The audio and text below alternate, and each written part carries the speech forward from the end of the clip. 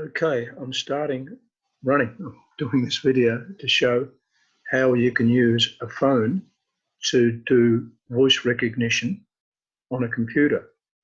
And you might think, why would you want to do that? You can do voice recognition straight on a computer.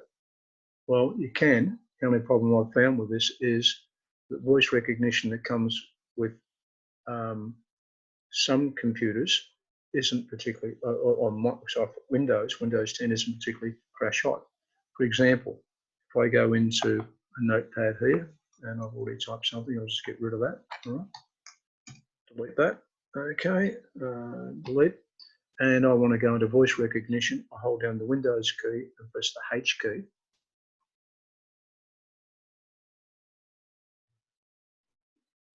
It initializes and it didn't work. Windows key and the H key. Initializing. The quick brown fox jumped over the lazy dog. So it didn't say the quick brown fox to play, so it's not particularly accurate. And I'll try again. 1, 2, 3, new line. 1, 2, 3, new line, and it stops.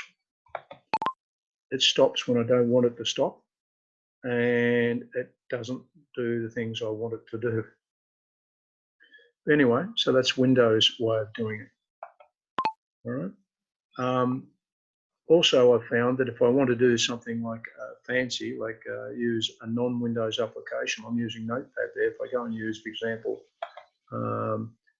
LibreOffice Calc, and I want to put some figures in, and I go and put it in with Windows voice recognition by clicking there. 1, 2, 3, new line. 4, 5, 6, new line. 7, 8, line, new line. 3, 4, 5, new line. And all it did was the first one, so it didn't do a very good job. Okay, so there's a problem with it, all right?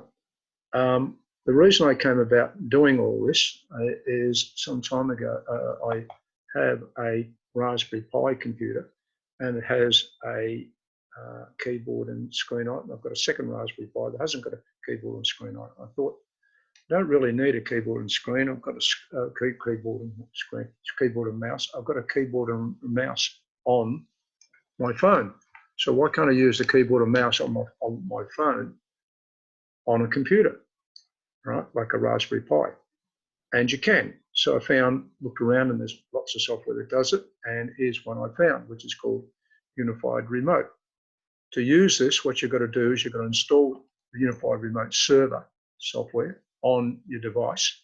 I've installed it on my Raspberry Pi, which took a bit of a while. And also I stored it on this particular laptop, which I'm recording this video on now, okay? And then you can use it to control the mouse, etc., right? And use the keyboard. There's a little extra function I found with it, which I'll show you now. So I will now start up another screen, which I've already got going, where I can show you my phone. All right, another window actually to show you the phone. So I'm going to do that. Right. Whoops. When there's something else on my phone, I'm going to go onto my phone. Start it. Start now. So there's my phone screen. All right. So on my phone, I've got this particular application, which is that one there, Unified Remote. You click on it. All right, and then you have to switch to a particular server. I'll just make sure I've got the right server running. Right. Servers, I've got my Raspberry Pi, that one there. I've got an Asus, and I don't know what that thing is. Anyway, so that's my Asus computer, which is this one here. Right. Okay, if I now go to basic input, and then on I'm actually not using the mouse, I'm actually using my phone to move around on the screen on my computer. All right. By the way, I'm just showing this screen of my phone on my computer screen at the moment. Now that's all very well, and you can do that. You can use it to do various things like, open screens, etc. For example, I'll close that one there. All right. And you can use all the normal things.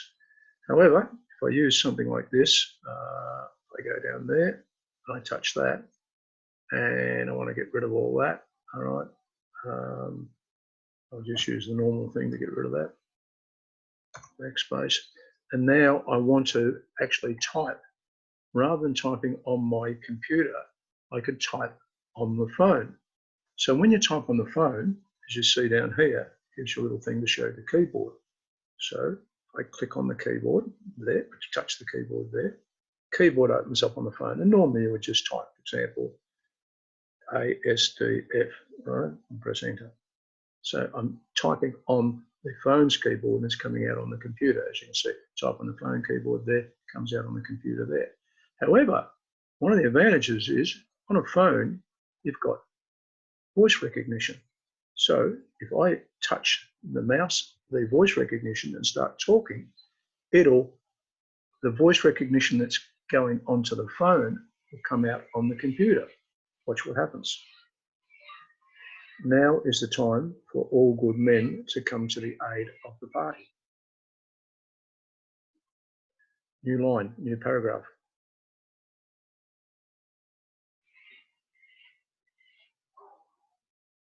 Okay, and notice it actually did dump down to a new paragraph. So the idea of this is you can use it anywhere you like. So anywhere you would normally type, you can just call up the keyboard and do it. So for example, if I move the pointer around and I wanted to file save that, file and do save as, right? And it comes up with a save as dialog. My computer's very slow, right? And I've got something there, it's in highlighted, asterisk.txt. I want to call it test typing. I just touch on my phone here, over here.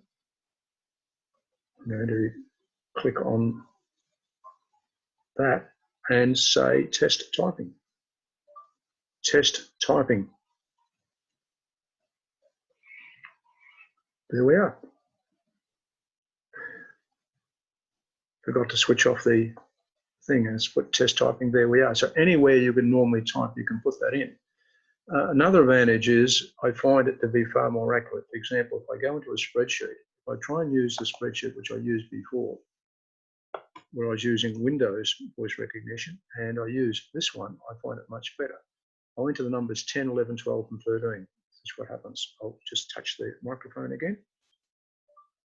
10, new line, 11, new line, 12, new line, 13, new line, 14, new line, 15, new line. Well, other than the 40, I've got them all pretty all right. So that's how you can use an application, in this particular case called, I'll just click on it to show you there, Unified Remote, to type on any device with voice recognition, using the voice recognition of the phone, which is much better than voice recognition on other devices. For example, my Raspberry Pi doesn't have doesn't have a microphone, and it doesn't have any voice recognition software. But I can use this software on my phone to talk, and when it via the keyboard to my Raspberry Pi, and it takes the voice recognition and puts it up on the screen. So there we are. All right, got any questions? Drop me an email. Other than that, that's the end of all this. We'll just stop this.